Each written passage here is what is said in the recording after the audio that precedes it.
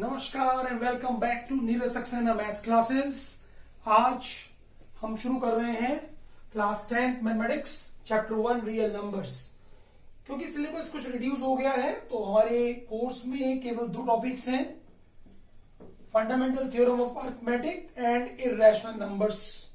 तो पहले हम फंडामेंटल थ्योरम ऑफ अरिथमेटिक के बारे में बात करेंगे, उसके बाद इर्रेशनल नंबर्स। क्वेश्चंस आएंगे, किसी भी इर्रेशनल नंबर को प्रूव करना हो कि वो इर्रेशनल है। तो हम शुरू करेंगे सबसे पहले नंबर सिस्टम से। सबसे पहले नेचुरल नंबर्स। नेचुरल नंबर्स क्या होते हैं? Counting numbers are called natural numbers. 1 2 3 4 5 6 7 8 9 10 and so on. फिर आती है बारी whole numbers. Whole numbers are those numbers जो जीरो से शुरू होते हैं। The numbers beginning with zero are called whole numbers. उसके बाद होता है इंटीजर्स। इंटीजर्स सारे नेगेटिव नंबर्स, सारे positive numbers and zero, they are called integers. जो नेगेटिव इंटीजर्स होते हैं जिनके साथ माइनस साइन लगा होता है, they are called negative integers, while ये कहलाते हैं पॉजिटिव इंटीजर्स जिसके साथ कोई साइन नहीं लगा होता। And zero is neither negative nor positive. Zero is neither negative nor positive. Then comes rational numbers. Rational numbers, the numbers which can be written in the form of p by q, where p and q are integers।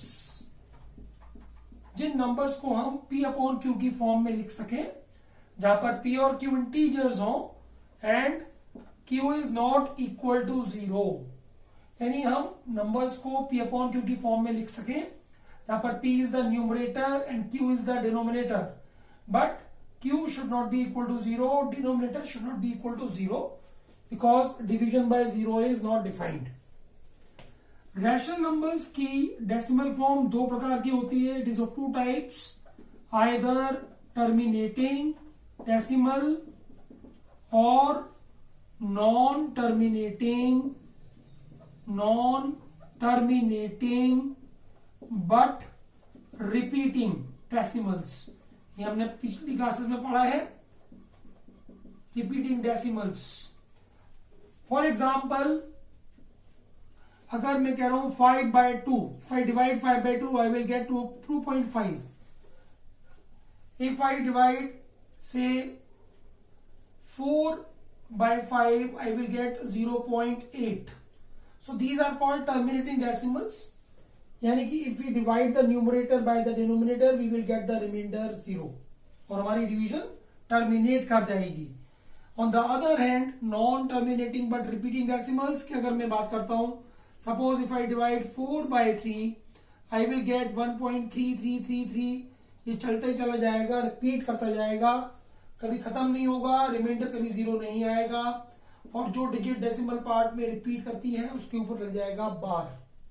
So rational numbers are of two types, terminating decimals in which the remainder is 0 and non-terminating but repeating decimals in which the digit in the decimal part goes on repeating after certain interval. Okay? Then comes irrational numbers.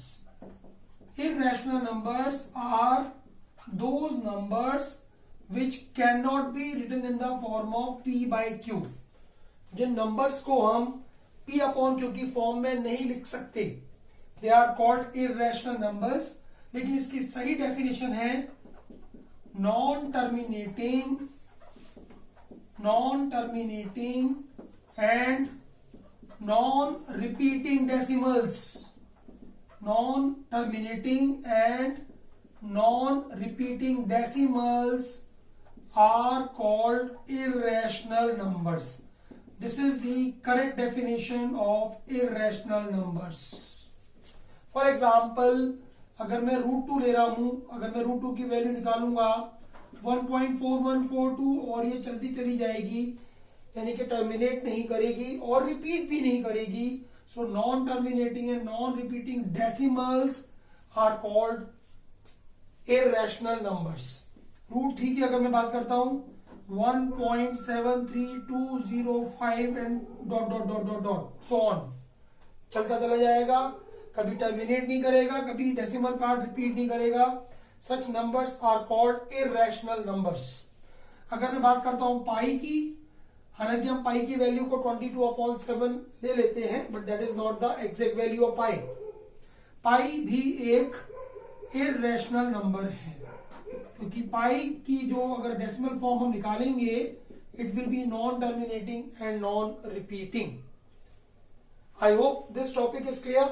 Now I am moving on to the important part of class 10th, fundamental theorem of arithmetic. Fundamental theorem of arithmetic के ऊपर आ रहा हूं मैं, क्योंकि बहुत important topic है class 10th mathematics chapter 1 real numbers का. इसका जो स्टेटमेंट है वो आप एनसीईआरटी में भी देख सकते हैं, मैं इसको शॉर्ट में बताता हूं. फंडामेंटल थ्योरम ऑफ अरिथमेटिक क्या कहती है? वो ये कहती है कि हम किसी भी कंपोजिट नंबर की प्राइम फैक्टराइजेशन निकाल सकते हैं और वो फैक्टराइजेशन हमेशा एक सी होगी, सेम होगी, यूनिक होगी.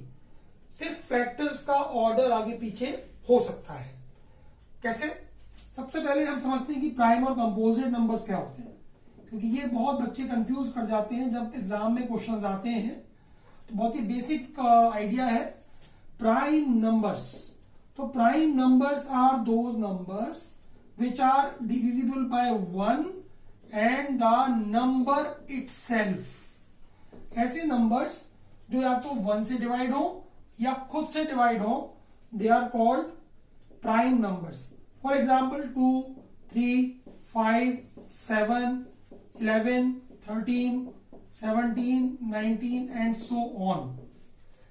These are called prime numbers. On the other hand, composite numbers या composites are those numbers जो दो से ज्यादा नंबर से डिविजिबल हों, यानी जिनके दो से ज्यादा फैक्टर्स हों. The numbers having more than 2 factors are called composite numbers. The smallest composite number is 4. Then comes 6, then comes 8, 9, 10, 12 and so on. Such numbers are called composite numbers. Now coming back to fundamental theorem of arithmetic. Fundamental theorem of arithmetic कहती है कि हम किसी भी composite number की prime factorisation निकाल सकते हैं, यानी हर कंपोजिट नंबर की ऐसी फैक्टराइजेशन जिसमें हर नंबर प्राइम नंबर हो और ये फैक्टराइजेशन हमेशा सेम होगी, हमेशा एक सी होगी, इसलिए कहते हैं उसको यूनिक होगी. सिर्फ फैक्टर्स का ऑर्डर आगे पीछे हो सकता है. फॉर एग्जाम्पल मान लिया मैंने एक नंबर लिया जैसे 12 को I can write 2 into 2 into 3 as its prime factorization, और you can write 2 into 3 into 2, और you can write 3 into 2 into 2. तो इन all the 3 cases we can find कि the power of 2 is 2 and power of 3 is 1. तो सब में same ही आ रही है, right? The only difference is that the order of the factors is different. Factor आगे पीछे हो रहे हैं लेकिन एक सी फैक्टराइजेशन है. This is called fundamental theorem of arithmetic, कि हम किसी भी कंपोजिट की प्राइम फैक्टराइजेशन निकाल सकते हैं और वो हमेशा सेम रहेगी, सिर्फ फैक्टर्स का ऑर्डर आगे पीछे हो सकता है. This is all about fundamental theorem of arithmetic. We will learn to find out the SCF and LCM using prime factorization method. The other name for fundamental theorem of arithmetic is prime factorization method. कई बार question exam में आते हैं कि find the SCF and LCM using fundamental theorem of arithmetic. वो कुछ नहीं है, that is prime factorization method. Now we will learn to find out the highest common factor and least common multiple using fundamental theorem of arithmetic. Simple सा example ले लेते हैं।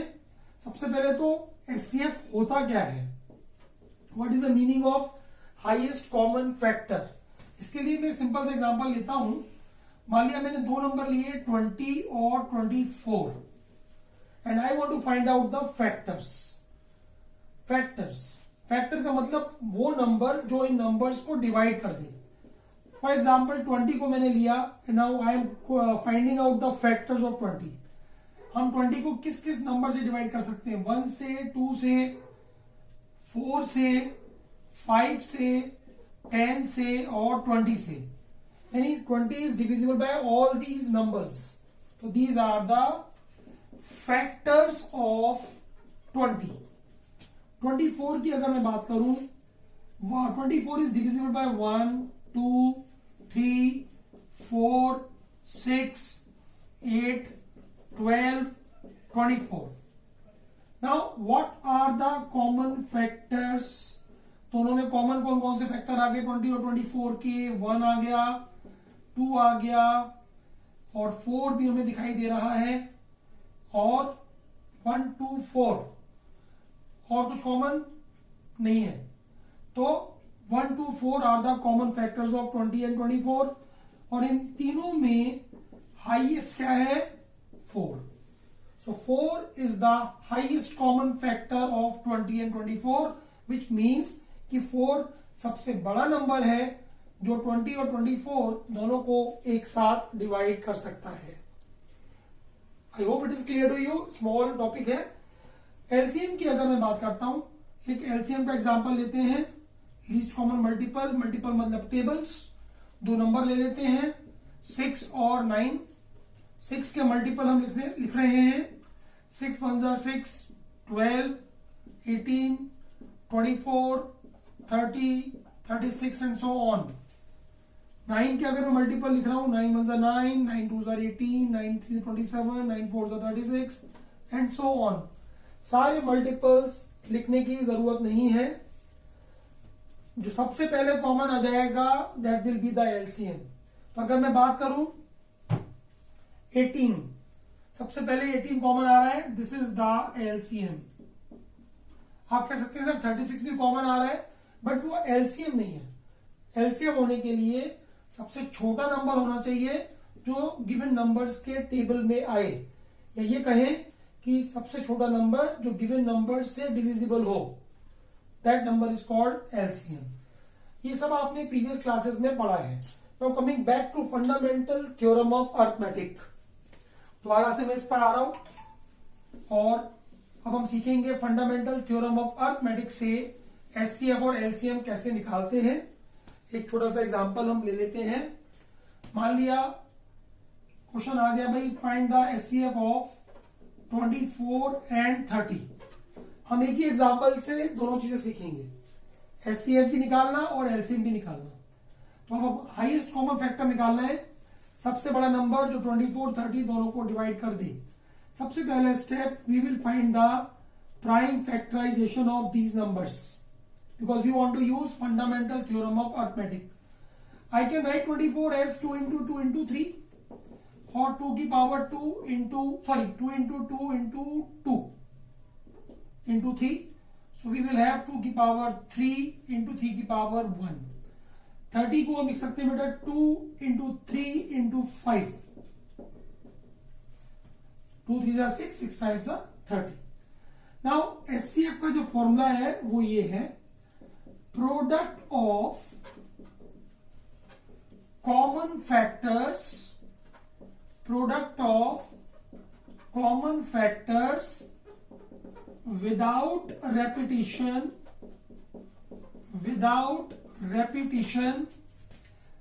Common factors होने चाहिए विथ लीस्ट पावर्स। जो power है वो कम से कम लेनी है, कॉमन फैक्टर लेने। सबसे पहले ये बताइए कि दोनों में कॉमन कौन कौन से नंबर्स हैं भाई, तो उनको लिख लो 2 और 3। अब इनकी हमें लीस्ट पावर लेनी है, तो मेरे पास 2 ऑप्शन है, या तो मैं 2 की पावर 3 ले सकता हूं या 2 की पावर 1। क्योंकि कम पावर लेनी है हमें तो 2 की पावर 1 आ जाएगा। ऐसे 3 की पावर यहां पर 1 ही है, दोनों में लीस्ट, तो 2 3 जा 6। यानी 6 is the highest common factor of 24 and 30. यहीं पर हम बात करेंगे एलसीएम की। सबसे छोटा नंबर बताइए जो 24 और 30 दोनों से डिविजिबल हो, यानी कि एलसीएम। एलसीएम का रूल है प्रोडक्ट ऑफ ऑल फैक्टर्स। यहां पे कॉमन नहीं देखा, जो फैक्टर आ रहे हैं दोनों में मिलाकर प्रोडक्ट ऑफ ऑल फैक्टर्स, ये भी विदाउट रेपिटेशन, रिपीट नहीं करने हैं, without repetition, product of all factors without repetition with highest powers. Powers ज्यादा से ज्यादा चाहिए। तो पहले आप ये देखिए कि इसमें कौन कौन से नंबर्स आ रहे हैं दोनों में मिलाकर। तो हम देख सकते हैं कि 2 भी आ रहा है, 3 भी आ रहा है, 5 भी आ रहा है। यहाँ पे कॉमन की रिस्ट्रिक्शन नहीं है, ऑल फैक्टर्स। तो हमने 2 इंटू 3 इंटू 5 लिख लिया। अब इनकी हाईएस्ट पावर लिखनी है हमें, तो 2 की पावर 3 ले या 2 की पावर 1 ले? 2 की पावर 3 लेनी पड़ेगी, हाईएस्ट पावर। 3 की पावर क्या है? 1 ही है दोनों में, और 5 की पावर भी 1 ही है। तो ये हो जाएगा 8 इंटू 3 इंटू 5, 8 3 24, 5 120। यानी 120 is the smallest number which is divisible by both 24 and 30. This will be the LCM, right? 120 सबसे छोटा नंबर है जो 24 और 30 दोनों के टेबल में आता है। This is how we can find out the highest common factor and the least common multiple using fundamental theorem of arithmetic. Irrational numbers को कैसे प्रूव करते हैं कि √2 इज irrational नंबर, √3 irrational है, how to prove it? I will share that in the next video. Thank you so much. Thank you very much. Wish you all the very best. Please like, subscribe and I hope आपको ये video useful लगेगा। Please like, subscribe and share my channel and comment. अगर आपको कुछ भी doubt है, please write in the comment section. We will get back to you soon. Bye bye, all the very best. Thank you so much.